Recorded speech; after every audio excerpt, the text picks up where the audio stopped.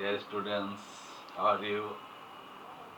I hope that you are well by the grace of Almighty Allah. For a long time, I can't see you. You can't come to school. This is why your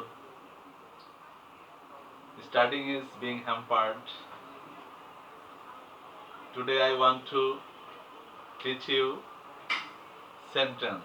Today, I want to teach class 6 to 8 students. Though you have uh, studied sentence, but I mind that you have forgotten. This is why I want to remind you today.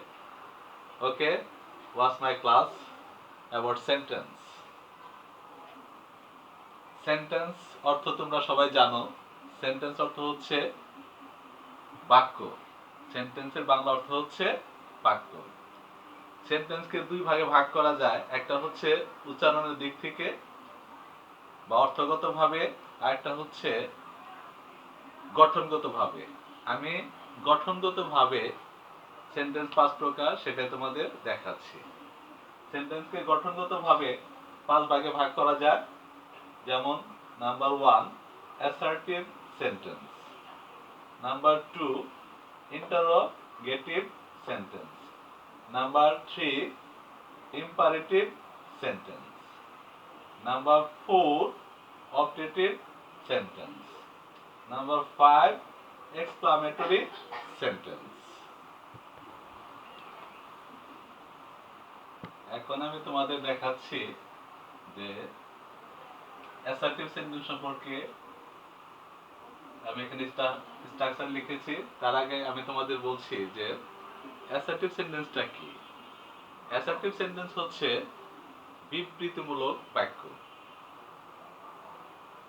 যে sentence দ্বারা কোনো কিছুর বর্ণনা বা বিবৃতি প্রদান করা হয় তাকে অ্যাসার্টিভ সেন্টেন্স বলে। যে সেন্টেন্স দ্বারা কোনো কিছুর বর্ণনা বা বিবৃতি প্রদান করা হয় তাকে অ্যাসার্টিভ সেন্টেন্স বলে। যেমন দেখো, আমি স্ট্রাকচার বা গঠনের সাহায্যে বোঝানোর চেষ্টা করছি। এখানে লিখেছি সাবজেক্ট, তারপরে এ ভি দ্বারা আমি বোঝাইছি auxiliary verb, plus M V দ্বারা বোঝাইছি মেইন ভার্ব, প্রধান verb, plus object plus extension.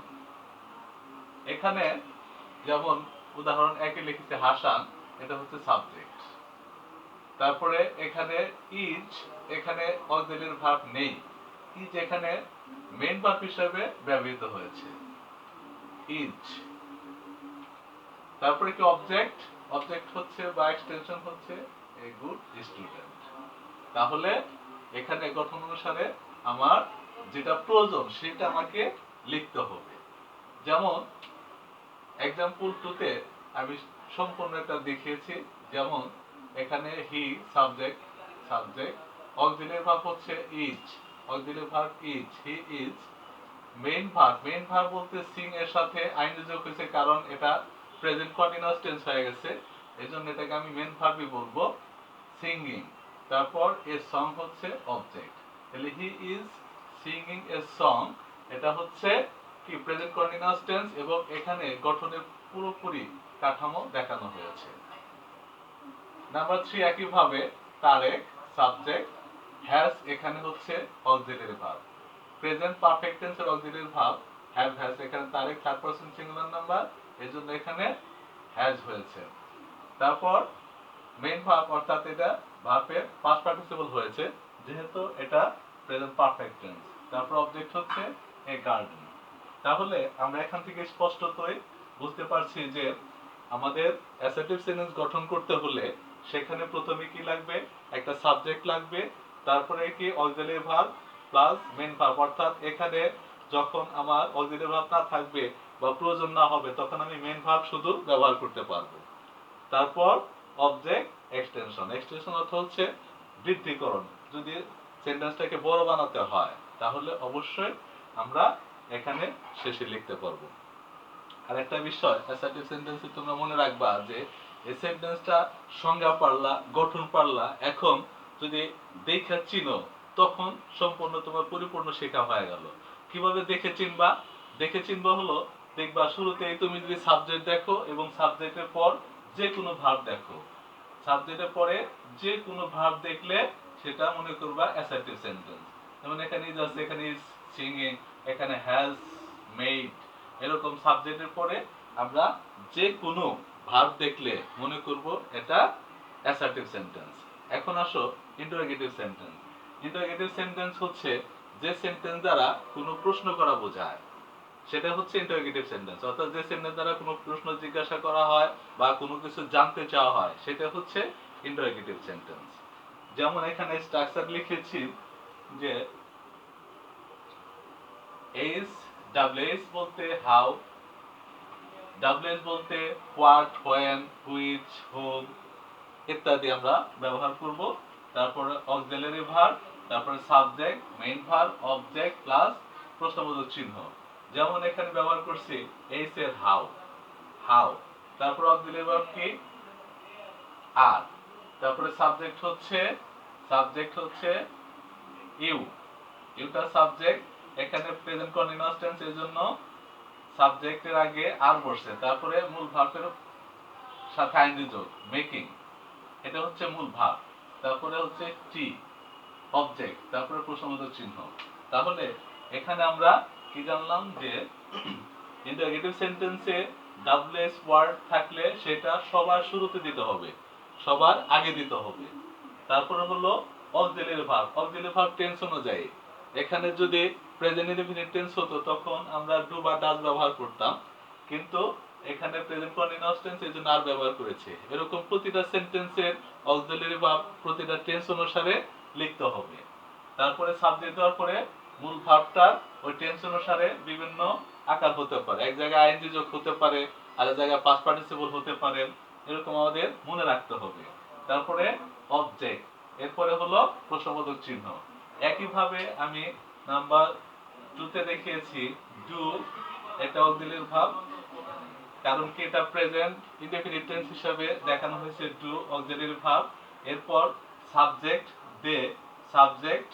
তারপর হলো সুইম, এটা ভার্ব 1, অর্থাৎ প্রেজেন্ট ইনডেফিনিট টেন্সে সব সময় সাবজেক্টের পরে কি ভার্ব 1 হয়। তারপরে ইন দি পন্ড, এটা হচ্ছে এক্সটেনশন বা অবজেক্ট। এইভাবে আমরা বুঝতে পারলাম যে ইন্টারোগেটিভ সেন্টেন্স দ্বারা কোনো কিছু জানতে চাওয়া হচ্ছে, কোনো প্রশ্ন করা হচ্ছে যে কোনো বিষয়ে, সেটা হলো ইন্টারোগেটিভ সেন্টেন্স। যেমন হাউ আর ইউ, তুমি কেমন আছো, হোয়াটস ইওর নেম, তোমার নাম কি, হোয়ার ডু ইউ লিভ, তুমি কোথায় বাস করো ইত্যাদি। তাছাড়া এই সেন্টেন্সগুলো তুমি যদি মনে রাখো, এইভাবে এটার সাহায্যে তুমি অন্য সেন্টেন্সও গঠন করতে পারবে। Dear students, you can see imperative sentence now. Imperative sentence কাকে বলে?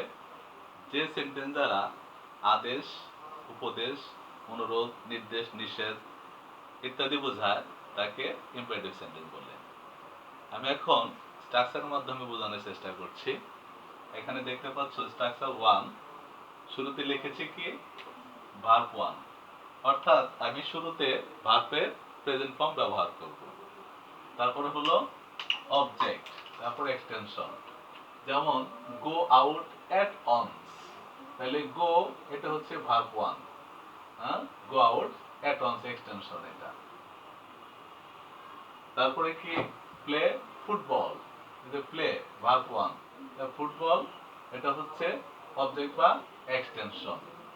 তারপরে টেক ভার্ব 1, তারপর অবজেক্ট হচ্ছে দি বুক। এরকম ভাবে আমি প্রথমে স্ট্রাকচারের ভার্ব 1 দ্বারা অনেক সেন্টেন্স গঠন করতে পারি। যেমন গিভ মি এ পেন, এটা হলো take tea, save money for future etcetera. Structure 2, এখানে কি দেখিয়েছি please oblique kindly plus verb 1 plus object plus extension. যেমন please give me a glass of water, তাহলে দয়া করে আমাকে এক গ্লাস পানি দাও। এখানে প্লিজ শুরুতে দিয়েছি, তারপরে কি গঠন অনুসারে ভার্ব 1 গিভ, তারপর অবজেক্ট মি এক্সটেনশন। তারপরে কাইন্ডলি, কাইন্ডলি শুরুতে দিয়েছি কাইন্ডলি, তারপরে কি ভার্ব 1, তারপরে object me. Kindly help me, দয়া করে আমাকে সাহায্য করো। তারপরে কি প্লিজ, শুরুতে দিয়েছি verb one take medicine, please take medicine, দয়া করে ওষুধ খান। এভাবে আমরা ইম্পারেটিভ সেন্টেন্স করতে পারি। এখানে স্ট্রাকচার 3 তে কি আছে, শুরুতে দিয়েছি অলওয়েজ, তারপরে ভার্ব ওয়ান, তারপরে অবজেক্ট প্লাস এক্সটেনশন। এখানে আসলে ইম্পারেটিভ সেন্টেন্সের অনেকগুলো গঠন, এর জন্য আমি পর্যায়ক্রমে বোঝানোর জন্য লিখছি। তাহলে এখানে শুরুতে আমি অলওয়েজ দিয়েছি, অলওয়েজ, তারপরে ভার্ব ওয়ান হচ্ছে স্পিক, তারপর অবজেক্ট হচ্ছে the truth. Always speak the truth, সদা সত্য কথা বলবে। তাহলে এখানে আমি গঠন ফলো করেছি। আবার 2 নম্বরেও ঠিক একইভাবে অলওয়েজ, তারপরে ভার্ব ওয়ান হচ্ছে want, always want help to Allah, সবসময় আল্লাহর কাছে সাহায্য চাও। তাহলে এখানে আমি 3 নম্বর গঠনটা পুরোপুরি অনুসরণ করেছি। এরপরে স্ট্রাকচার 4, এখানে লিখেছি কি শুরুতে ডোন্ট অথবা নেভার, ডোন্ট নেভার, তারপরে verb one plus object plus extension. যেমন এখানে শুরুতে দিয়েছি ডোন্ট, তারপরে কি ভার্ব ওয়ান হচ্ছে make, verb one, don't make a noise, হ্যাঁ গোলমাল করো না, তাহলে এই নয়েজটা হচ্ছে অবজেক্ট, এই নয়েজটা হচ্ছে অবজেক্ট। তারপরে কি নেভার দ্বারা গঠন করলে একইভাবে হবে, শুরুতে নেভার ব্যবহার করতে হবে। তারপরে কি ভার্ব ওয়ান টেল, এখানে ভার্ব ওয়ান টেল দিয়েছি, তারপরে এ লাই হচ্ছে অবজেক্ট। তাহলে নেভার টেল এ লাই, হ্যাঁ কখনো মিথ্যা বলো না। এইভাবে আমরা এই স্ট্রাকচারের সাহায্যে অনেক সেন্টেন্স গঠন করতে পারি। যেমন don't mix with the bad boys, don't quarrel, never tell a lie, এরকম আরো লিখতে পারি never mix with the bad boys, never heed the sinner, etcetera.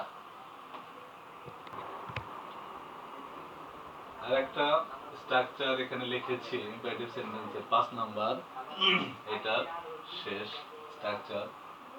শুরুতে let plus M E me, অর্থাৎ এখানে কি অবজেক্টিভ কেস, প্রত্যেকটা পার্সনের অবজেক্টিভ কেস ব্যবহার করা হয়েছে।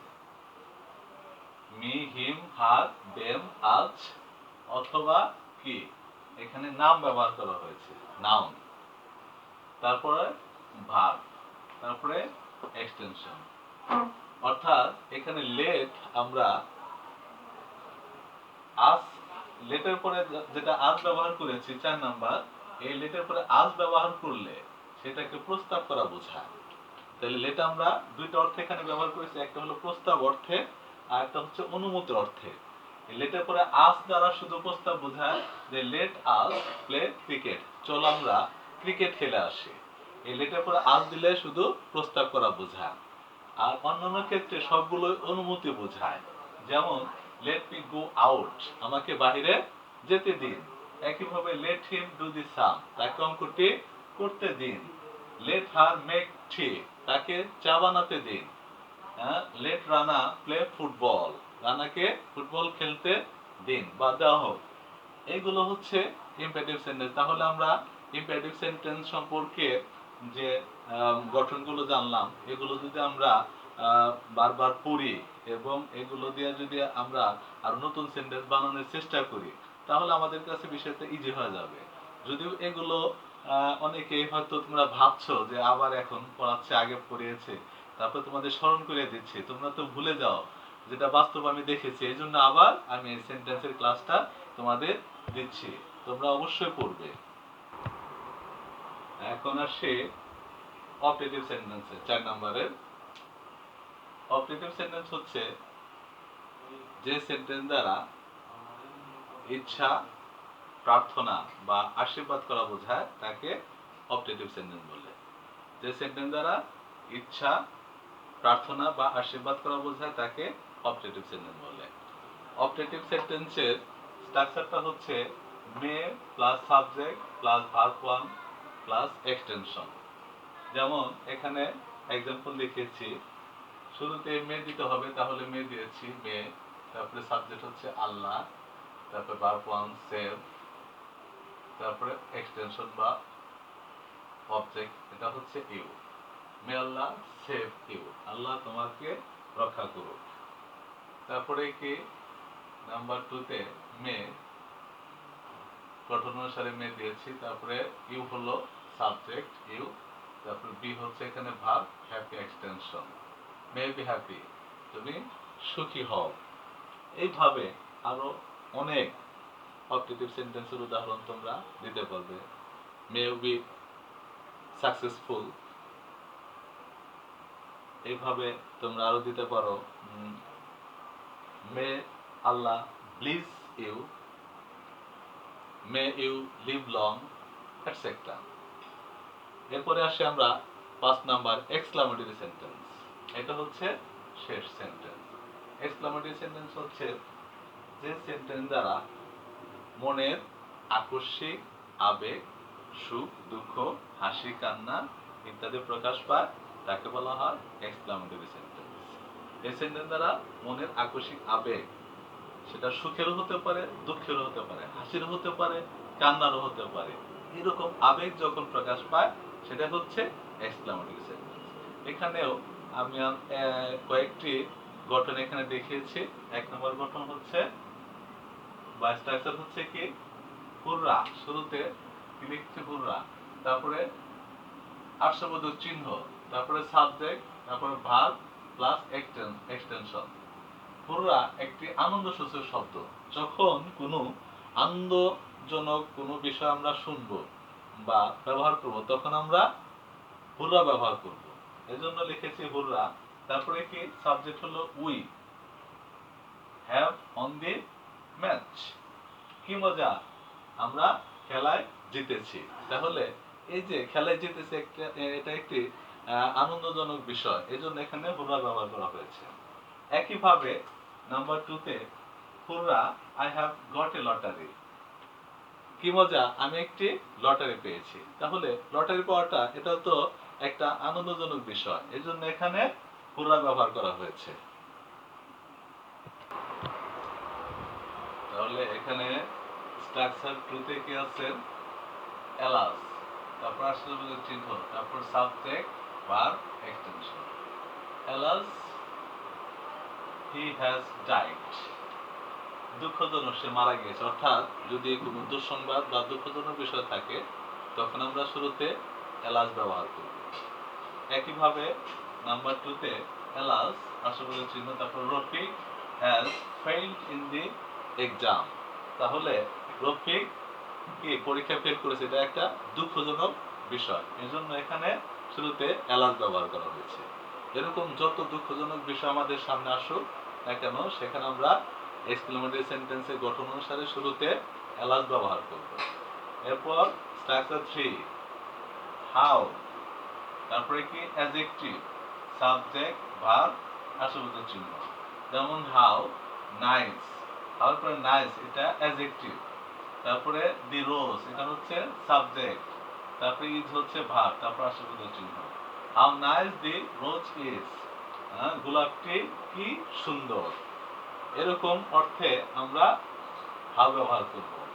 তারপর এরকম আরেকটা দিয়েছি হাউ, তারপরে কি ফ্যাট, ফ্যাট একটা অ্যাডজেক্টিভ, হাউ ফ্যাট, কি মোটা, শি ওয়াজ, সে ছিল। তাহলে এখানে হাউ শুরুতে, তারপরে অ্যাডজেক্টিভ এখানে দিয়েছি ফ্যাট, তারপরে সাবজেক্ট হলো শি, তারপরে ভার্ব হচ্ছে ওয়াজ, তারপর আশ্চর্যবোধক চিহ্ন। তারপরে কি structure 4, 4 A what plus a oblique N, a oblique N, তারপরে কি অ্যাডজেক্টিভ, তারপরে এনে আমি নাউন বুঝিয়েছি, অ্যাডজেক্টিভের পরে কি দিতে হবে, নাউন দিতে হবে, তারপরে হলো সাবজেক্ট, তারপরে ভার্ব, তারপর কি আশ্চর্যবোধক চিহ্ন। যেমন হোয়াট, তাহলে গঠন অনুসারে আমি কি দিয়েছি হোয়াট, তারপরে এ ফাইন, যেহেতু অ্যাডজেক্টিভ এর প্রথম অক্ষর কনসোনেন্ট, এর জন্য ফাইনের আগে এ বসছে, এই ফাইনটা হচ্ছে কি অ্যাডজেক্টিভ, হোয়াট এ ফাইন। তারপরে বার্ড, বার্ডটা হচ্ছে কি এই যে নাউন, বার্ডটা হচ্ছে নাউন। এরপরে ইট এখানে সাবজেক্ট হিসেবে বসেছে, এই যে সাবজেক্ট ইট, তারপরে ভার্ব হচ্ছে ইজ, তারপর আশ্চর্যবোধক চিহ্ন। আরেকটা উদাহরণ দিয়েছি what an excellent idea you have, তোমার কি একটি চমৎকার ধারণা আছে। তাইলে দেখো এখানে শুরুতে আমি হোয়াট ব্যবহার করেছি, হোয়াট, তারপরে অ্যান, যেহেতু এখানে এক্সিলেন্ট অ্যাডজেক্টিভ, শুরুতে ভাওয়েল আছে ই, এজন্য অ্যান, হোয়াট অ্যান এক্সিলেন্ট। তারপর আইটা হচ্ছে এখানে নাউন, আইটা হচ্ছে এখানে কি নাউন। তারপরে হলো ইউটা হলো সাবজেক্ট, ইউটা হলো এখানে সাবজেক্ট, তারপর ভার্ব হচ্ছে হ্যাভ, তারপর আসলে বোধক চিহ্ন। তাহলে আমরা শিখলাম এই পাঁচটা সেন্টেন্সের সংজ্ঞা শিখলাম, তারপরে এই পাঁচটা সেন্টেন্সকে কিভাবে আমরা গঠন করব ইংরেজিতে সেটা শিখলাম। অবশ্য আমরা এটা বারবার দেখব, যদি কেউ তোমরা না বুঝে থাকো তাহলে বারবার ভিডিওটা দেখবে, তারপর বুঝে নেবে। এইভাবে তোমরা অবশ্যই, যে আমার ক্লাসগুলো দেওয়া হচ্ছে প্রতিদিন তোমরা এই ক্লাসগুলো দেখবে। So I request you to watch my class every day to understand you. If you don't understand firstly, you will watch again and again and try to understand. No more today. Okay, thank you very much.